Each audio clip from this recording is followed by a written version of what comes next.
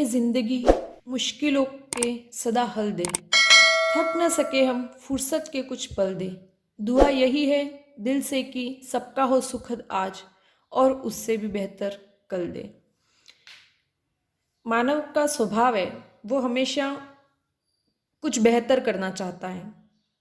इस बेहतर के लिए हम कई मुश्किलों का सामना करते हैं तथा जीवन को सुखद बनाने के लिए नित नए प्रयोग करते जाते हैं। हमारे पृथ्वीवासी भी इसी तरह अपने जीवन को और भी ज़्यादा सुखदायी बनाने के लिए इस संसार में या कहूँ कि इस पूरे ब्रह्मांड में जो दूसरे ग्रह है, नक्षत्र है, उनकी खोज में लगे रहते हैं। हमारे देश की कल्पना चावला जैसी महान विभूति जिन्होंने इस महान कार्य के लिए अपना योगदान दिया, और ऐसे ही कई सारे अंतरिक्ष यात्री हैं जो अंतरिक्ष में जा कर के वहाँ पर खोजने में लगे हुए हैं कि जीवन क्या दूसरे ग्रहों पर भी पृथ्वी के समान जीवन संभव है, क्या वहाँ पर कैसा वातावरण है, वहाँ पर प्रकृति में कौन से महत्वपूर्ण तत्व है जो हमारे जीवन को और भी ज़्यादा आसान बना सकते हैं। ऐसे ही अंतरिक्ष से संबंधित और दूसरे ग्रह के जीवन से संबंधित हमारी पाठ्य पुस्तिका वसंत भाग प्रथम में पाठ नंबर 6 जिसका शीर्षक है पार नज़र के संकलित है। पार नज़र के ये जो पाठ है इसके लेखक का नाम है, एक मराठी लेखक है हमारे जयंत विष्णु नार्लीकर, और इस पूरी कहानी का मराठी से हिंदी में अनुवाद किया रेखा देशपांडे जी ने। तो चलिए जयंत जी की ये सुंदर कल्पना के आधार पर रचित कहानी हम पढ़ते हैं। इस कहानी में जिस प्रकार हमारे पृथ्वी पर जीवन है वैसे ही कवि लेखक ने कल्पना के आधार पर पृथ्वी की भांति मंगल पर भी जीवन के अस्तित्व और वहाँ के जीवन का सुंदर बिंब हमारे सामने प्रस्तुत किया है। इस पूरी कहानी में हमें ज़्यादातर विदेशी शब्द या कहूँ कि उर्दू और अरबी फारसी के शब्दों का प्रयोग मिलेगा। तो चलिए शुरू करते हैं आज की कहानी पार नज़र के, कि हमारी नज़रों से परे भी है कुछ ऐसी दुनिया जिसको हम हमारी इन आँखों से अभी तक देख नहीं पाए। तो जो हमारी नज़रों के सामने नहीं है ऐसी एक दुनिया की कल्पना करते हुए लेखक ने एक सुंदर सी मंगल ग्रह के जीवन की हमारे सामने सुंदर प्रस्तुति की है। वह एक सुरंगनुमा रास्ता था। सुरंग कहते हैं टनल को। आम आदमी के लिए इस रास्ते से होते हुए जाने की मनाही थी, लेकिन छोटू ने एक दिन अपने पापा का सिक्योरिटी पास लिया और जा पहुंचा सुरंग में। फिर क्या हुआ? छोटू हमारी इस कहानी का एक छोटा सा बालक या कहूँ कि जो मुख्य पात्र है। हमारी पूरी कहानी छोटू के इर्द गिर्द ही घूमती है। तो यहाँ पर कहानी में लेखक बता रहा है हमें कि एक सुरंगनुमा रास्ता था और जहाँ पर सामान्य इंसान नहीं जा सकता, सिर्फ कुछ विशेष लोग थे जिनको उस रास्ते का प्रयोग करने का हक था। तो उस रास्ते से छोटू के पापा प्रतिदिन जाते थे, लेकिन एक दिन क्या करता है छोटू, उसके पापा का जो सिक्योरिटी पास है, मतलब उस रास्ते से जाने के लिए एक पास होता था, एक कार्ड होता था, जैसे एटीएम का कार्ड होता है वैसे एक सिक्योरिटी पास होता था, और वो ले करके वो सुरंग में चला गया। फिर क्या हुआ? यहाँ पर प्रश्नवाचक चिन्ह है ना। छोटू कितनी बार कहा है तुमसे कि उस तरफ मत जाया करो। देखो किसी के द्वारा बोला गया जो वाक्य एज इट इज कहीं पर उद्धृत होता है तो वहाँ पर दोहरा उद्धरण चिन्ह, जैसे आप देख सकते हो वाक्य के प्रारंभ और अंत में डबल इन्वर्टेड कोमा का प्रयोग किया गया है। तो छोटू को कोई चिल्लाते हुए उसकी मम्मी कहती है कि छोटू तुमको कितनी बार कहा है कि तुम उस सुरंग की तरफ मत जाया करो। छोटू कुछ कहता है फिर पापा क्यों जाते हैं उस तरफ रोज रोज? तो लेकिन पापा तो रोज, रोज का मतलब था प्रतिदिन, कि पापा तो हर दिन जाते। देखो रोज रोज ये शब्द जो है वो भी उर्दू शब्द है। पापा को काम पर जाना होता है। छोटू की मम्मी बोल रही है कि भाई पापा तो काम होता है इसलिए वहाँ जाते।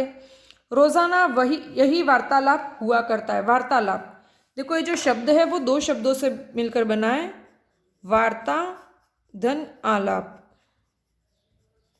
हम संधि पढ़ेंगे उसमें आपको और भी ज़्यादा स्पष्ट हो जाएगा। यहाँ पर दीर्घ संधि का प्रयोग हुआ है।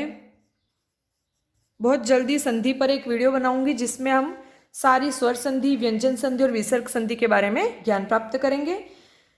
तो आगे वो कहता है कि भाई रोज़ाना उनकी बातों का टॉपिक यही होता था, रोज इसी एक चीज़ पर वो इसी मुद्दे पर बात करते थे। छोटू की माँ और छोटू के बीच उस तरफ एक सुरंगनुमा रास्ता था कि रोज छोटू की माँ और छोटू इसी संबंध में चर्चा करते थे। उस तरफ एक सुरंगनुमा रास्ता था और छोटू के पापा इसी सुरंग से होते हुए काम पर जाया करते थे। छोटे बच्चों का मन ऐसा होता है कि जिनको हर चीज़ जानने की इच्छा होती है, मतलब उनके मन में जिज्ञासा रहती है कि कोई उनको जो चीज़ मना की जाती है वो हमेशा करता है, क्योंकि वो चीज़ उनका ध्यान उनकी तरफ और भी ज़्यादा स्पेशली आकर्षित करते हैं।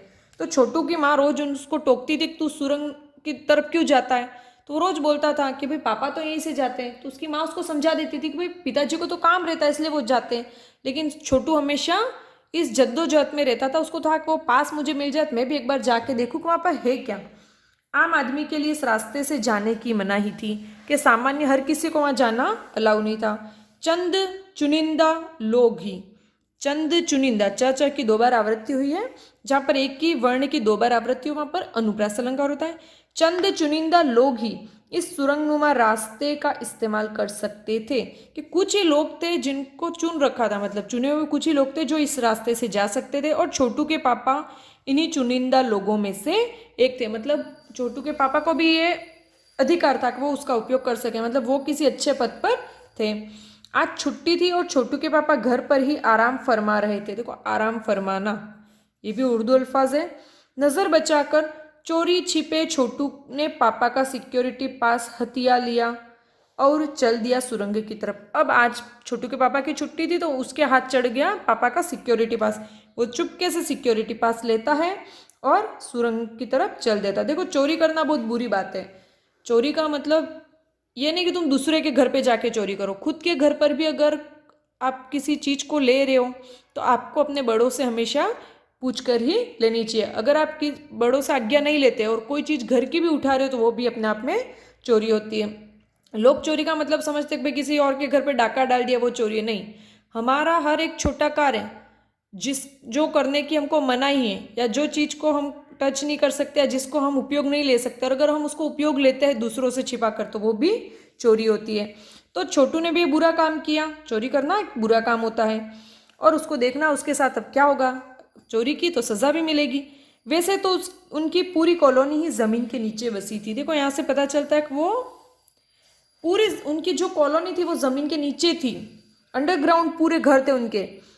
यह जो सुरंगनुमा रास्ता था अंदर दिए जल रहे थे, दिए जल रहे थे मतलब अंदर लाइट्स थी, और प्रवेश करने के लिए पहले एक बंद दरवाज़ा का सामना करना पड़ता था। कि अगर उस सुरंग में जाना है तो पहले गेट होता था, उस गेट को पार करना पड़ता था। दरवाजे में एक खाचा बना हुआ था, जैसे आप देख सकते हो बड़ी बड़ी होटल्स वगैरह में भी आजकल रूम में चेक इन करने के लिए आपके पास एक कार्ड देते हैं, उस कार्ड को अंदर आप इजेक्ट करते हो, उसके बाद ही आप वहाँ जा सकते हो। तो यहाँ पर भी उस टनल में जाने के लिए, उस सुरंग में जाने के लिए एक सिक्योरिटी पास था, और उस पास को डालने के लिए अंदर एक खाचा बना हुआ था। और जैसे ही छोटू ने खाचे में कार्ड डाला, जैसे एटीएम मशीन से आप समझ सकते हो, एटीएम मशीन में खाचा बना रहता है, उसमें कार्ड डालते ही आपके पूरा ट्रांजैक्शन आपके सामने आ जाता है। तो वैसे ही उसने भी खाचे में कार्ड डाला और तुरंत वो दरवाज़ा खुल गया। छोटू ने सुरंग में प्रवेश किया। अब तो वो बहुत खुश था, उसकी कब से ये हसरत थी कि उसको अंदर जाना था। अंदर वाले खाचे में सिक्योरिटी पास आ पहुंचा। अब पहले तो कार्ड से जाना पड़ता, कार्ड के बाद सिक्योरिटी पास। जैसे मोबाइल खोलने के लिए आपके पास एक तो पैटर्न होता है, दूसरा पासवर्ड होता है, पिन होता है, इस तरीके के अलग अलग ऑप्शंस होते हैं। तो यहाँ पर भी एक बार तो कार्ड डालना पड़ता है, फिर सेकंड गेट में पास होता है, मतलब एक कोड वर्ड रहता है। अब उसे उठा लिया गया, कार्ड उठाते ही दरवाज़ा बंद हो। जैसे उसने वहाँ से कार्ड निकाला, दरवाज़ा अपने आप ही बंद हो गया। छोटू ने चारों तरफ नज़र दौड़ाई, वो चारों तरफ देखने लगता है। सुरंगनुमा वह रास्ता ऊपर की तरफ जाता है। वो सुरंगनुमा जो रास्ता था वो ऊपर की तरफ जाता, मतलब लिफ्ट थी वहाँ से, यानी ज़मीन के ऊपर का सफ़र कर आने का मौका मिल गया था। अब वो खुश हो गया कि भाई अब तो मुझे ज़मीन के ऊपर क्या है, कि हम इतने सालों से भाई ज़मीन के अंदर ही रह रहे थे, अंडरग्राउंड घर में रह रहे के वो परेशान हो गया। तो उसको देखना था कि भाई बाहर का माहौल कैसा है। मगर कहाँ, मौका हाथ लगते ही फिसल गया। लेकिन कहाँ उसको वो अंदर ऊपर जाता, इतने में ये जो मौका था सुनहरा वो उसके हाथ से फिसल गया। क्यों, क्या हुआ? सुरंग में जगह जगह लगाए निरीक्षक यंत्रों की जानकारी छोटू को नहीं थी। अब आप ही सोचिए, जो सुरंग में जाने के लिए कुछ चुनिंदा लोगों के पास कार्ड होते थे, पासवर्ड रहते थे, वही जा सकते थे, मतलब वो बहुत ही ज़्यादा अहम चीज़ थी जिस तक हर कोई व्यक्ति नहीं पहुंच सकता था, जिसका उपयोग हर कोई नहीं कर सकता था। और ऐसी बहुत वो चीज़ या तो बहुत ही ज़्यादा इम्पोर्टेंट भी होगी और बहुत ज़्यादा खतरनाक। तो छोटू ने पास वो कार्ड चुरा करके अंदर तो चला गया, लेकिन उसको नहीं पता था कि उस सुरंग की सुरक्षा के लिए जगह जगह पर वहाँ पर कैमरास लगे हुए हैं। तो निरीक्षक यंत्रों की जानकारी छोटू को नहीं थी, उसको नहीं पता था कि यहाँ पर भाई ध्यान रखने के लिए कैमरा वगैरह है। मगर छोटू के प्रवेश करते ही पहले निरीक्षक यंत्र में संदेहास्पद स्थिति दर्शाने वाली हरकत हुई। इतने छोटे कद का व्यक्ति सुरंग में कैसे आया? अब उस सुरंग में इतना छोटा व्यक्ति कैसे आ सकता है, क्योंकि बच्चा था। दूसरे निरीक्षक यंत्र ने तुरंत छोटू की तस्वीर खींच ली और तुरंत ही जो दूसरा निरीक्षक यंत्र था वहां से छोटू की तस्वीर खींच ली गई। किसी एक नियंत्रण केंद्र में इस तस्वीर की जांच की गई और खतरे की सूचना दी गई। अब वो जो फोटो थी उसको फॉरवर्ड किया आगे एक विभाग में, और उस विभाग में उस तस्वीर की, जो तस्वीर शब्द है वो भी उर्दू शब्द है ना, उसकी जांच की गई और खतरे की सूचना आगे दी गई। भाई कोई ऐसा व्यक्ति अंदर आ गया है जिसको आना अलाउ नहीं है, और तुरंत ही सबको पता चल गया, अलार्म बज गया। इन सारी गतिविधियों से अनजान छोटू आगे बढ़ रहा था। अब उसको तो पता ही नहीं था कि वहाँ क्या हो रहा है। वहाँ पर तो उसकी कैमरा में फोटो भी खींच ली गई और वो फोटो आगे भी भेज दी गई और लोगों ने को पता भी चल गया वहाँ पे विभाग वालों को कि यहाँ पर कोई छोटा बच्चा आया हुआ है।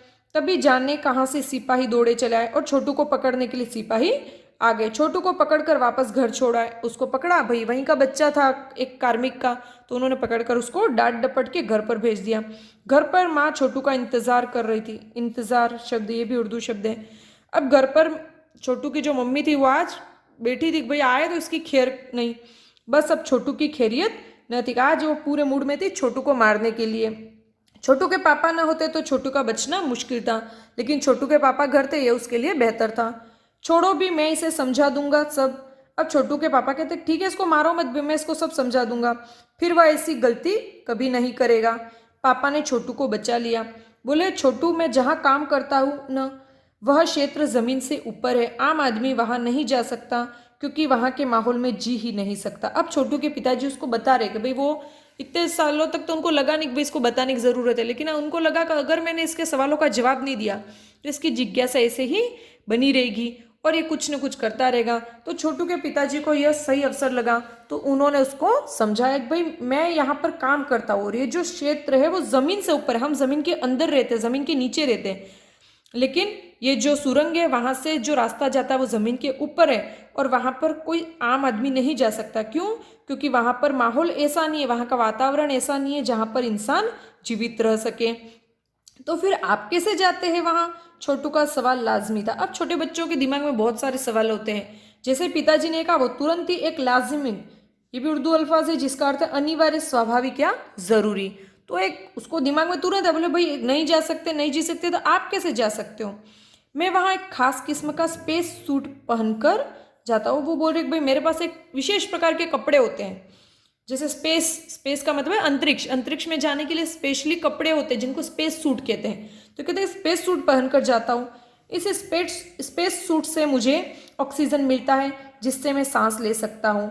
इसी स्पेस सूट की वजह से बाहर कि ठंड से मैं अपने आप को बचा सकता हूँ। बाहर इतनी ज़्यादा ठंड है, उससे बचने के लिए और ऑक्सीजन के लिए, हमारे जीवन के लिए प्राणदायी गैस होती है ऑक्सीजन। कोई पूछे आपसे कि प्राणदायी गैस कौन सी है, तो है ऑक्सीजन, जो हमें जीवन देती है ना, उसके बिना हम जी नहीं सकते। अगर कोई ऐसा कमरा हो जिसमें ऑक्सीजन बिल्कुल ना हो तो वहाँ पर दम घुटने से एक पल में हम मर जाते हैं। तो उस स्पेस सूट से ऑक्सीजन भी मिलती है और बाहर की ठंड से भी व्यक्ति बच जाता है। खास किस्म के जूतों की वजह से ज़मीन के ऊपर मेरा चलना मुमकिन होता है और स्पेशल जूते होते हैं जिनकी वजह से वहाँ पर ज़मीन पर चलता हूँ। मुमकिन, ज़मीन, ये शब्द भी उर्दू शब्द है। ज़मीन के ऊपर चलने फिरने के लिए हमें एक विशेष प्रकार का प्रशिक्षण दिया जाता है। बोले कि वहाँ पर चलने के लिए भी एक विशेष प्रकार की ट्रेनिंग, प्रशिक्षण का मतलब होता है ट्रेनिंग दी जाती है। देखो प्रधन शिक्षण, इसमें प्र जो है वो यहाँ पर उपसर्ग है और शिक्षण यहाँ पर मूल शब्द है। छोटू सुन रहा था।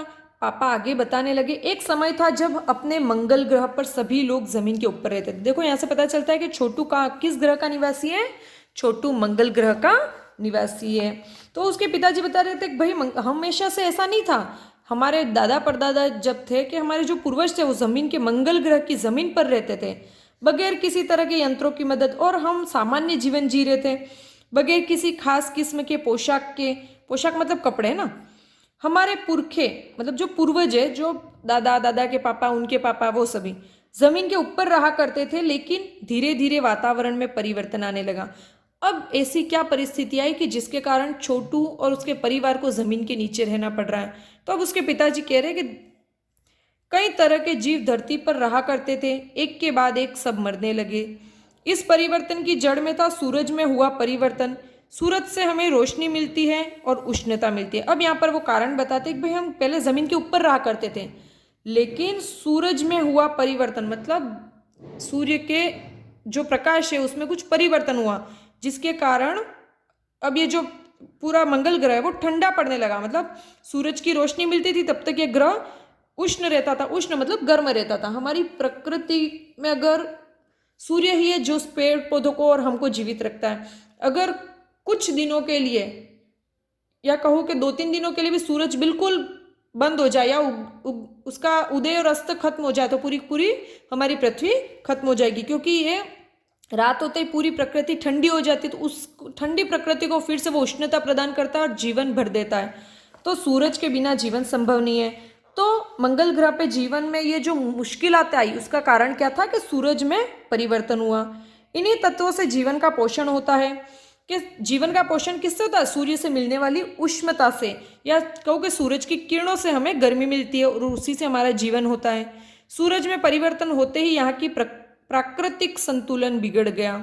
देखो प्रकृति और इसके बाद इक प्रत्यय लगा हुआ है।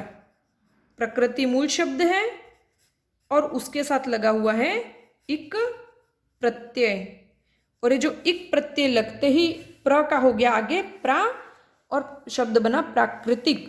के सूरज में परिवर्तन होने से प्राकृतिक संतुलन बिगड़ गया। प्रकृति के बदले हुए रूप का सामना करने में यहाँ के पशु पक्षी पेड़ पौधे और अन्य जीव अक्षम साबित हुए। केवल हमारे पूर्वजों ने इस स्थिति का सामना किया। अब देखो मनुष्य बहुत ही विवेकशील या बुद्धिमान प्राणी है, तो वो खुद की सुरक्षा करना तो जानता है, लेकिन मंगल ग्रह पे हुए इस प्राकृतिक असंतुलन के कारण बाकी जो जीव जंतु और पेड़ पौधे वो नष्ट हो गए, क्योंकि सूरज की किरणें ना मिलेगी तो पेड़ पौधे अपना खाना नहीं बना सकते, और जब पेड़ पौधों को खाना ही नहीं मिलेगा तो अपने आप ही नष्ट हो जाएंगे, खत्म हो जाएंगे। अक्षम मतलब जो जिसमें क्षमता नहीं हो, इसका विलोम होता है सक्षम, है ना, जिसमें क्षमता हो। अपने तकनीकी ज्ञान के आधार पर हमने जमीन के नीचे अपना घर बना लिया। अब वो बताते कि भाई हमारे पास इतनी सारी तकनीकी थी कि जिसके कारण हमने जमीन के नीचे घर बना लिया। जमीन के ऊपर लगे विभिन्न यंत्रों के सहारे हम सूर्य की शक्ति, सूर्य की रोशनी और गर्मी का इस्तेमाल करते आ रहे हैं, और हमारे ज़मीन पर जो सूरज की किरणें होती है उन किरणों को हम इकट्ठा करके उनकी गर्मी का इस्तेमाल करके नीचे सुरंग के नीचे हम जीवन यापन कर रहे हैं। उन्हीं यंत्रों के सहारे हम यहाँ ज़मीन के नीचे जी रहे हैं। यंत्र सुचारू रूप से चलते रहे इसके लिए बड़ी सतर्कता बरतनी पड़ती है। मुझ जैसे कुछ चुनिंदा लोग इन्हीं यंत्रों का ध्यान रखते हैं। अब उसके पिताजी कह रहे हैं कि भाई सूरज से मिलने वाली जो शक्ति है, सूरज की रोशनी या गर्मी, उसका इस्तेमाल हमको करना पड़ता है, क्योंकि उसके बिना हम जीवित नहीं रह सकते। और उस सूरज की गर्मी के लिए हमने यहाँ पर बहुत सारे यंत्र लगा रखे जो हमारे ज़मीन के ऊपर है। अब ये यंत्र सुचारू रूप से चले, मतलब अच्छी तरीके से काम करे और उनमें कोई गड़बड़ी नहीं आए, इसके लिए बहुत सतर्कता, बहुत सारी ज़्यादा सावधानी रखनी पड़ती है। और उन यंत्रों को अच्छे से चलाने के लिए कुछ बहुत ही कम लोग हैं जिनको चुना गया है, और छोटू के जो पापा हैं उनका भी यही काम है कि वो देखभाल करें कि उन यंत्रों में कभी भी कोई खराबी नहीं आए, क्योंकि अगर वो यंत्र काम करना बंद कर देंगे तो ये लोग भी जमीन के नीचे जीवन यापन नहीं कर सकेंगे। बड़ा हो जाऊंगा तो मैं भी यही काम करूंगा, छोटू ने अपनी मंशा जाहिर की। मंशा का मतलब होता है इच्छा। छोटू कहता है हाँ मैं भी जैसे बड़ा होऊंगा पिताजी आपकी तरह मैं भी इन यंत्रों की रखवाली और इनकी सुरक्षा का ध्यान रखूंगा। बिल्कुल, मगर उसके लिए खूब पढ़ना होगा, माँ और पापा की बात सुननी होगी। माँ ने कहा। अब छोटू की मम्मी कहती है कि भाई ठीक है बड़े हो के बन जाना, लेकिन उसके लिए पहले अभी तो मम्मी पापा की बात मानो। दूसरे दिन छोटू के पापा काम पर चले गए। देखा तो कंट्रोल रूम का वातावरण बदला बदला सा था। अब वो देखते हैं कि भाई जो कंट्रोल रूम था उसका जो माहौल था, वातावरण था, वो बदला सा था। शिफ्ट खत्म कर घर जा रहे स्टाफ के प्रमुख ने टीवी स्क्रीन की तरफ इशारा किया। अब उनका जो हेड था जो प्रमुख था वो टीवी स्क्रीन की तरफ बताता है। एक स्क्रीन लगी थी, या कह सकते हैं कि ज़मीन के ऊपर बहुत सारे कैमराज लगे थे। उन कैमरों की मदद से वो देखते रहते थे कि भाई ज़मीन पर क्या चल रहा है।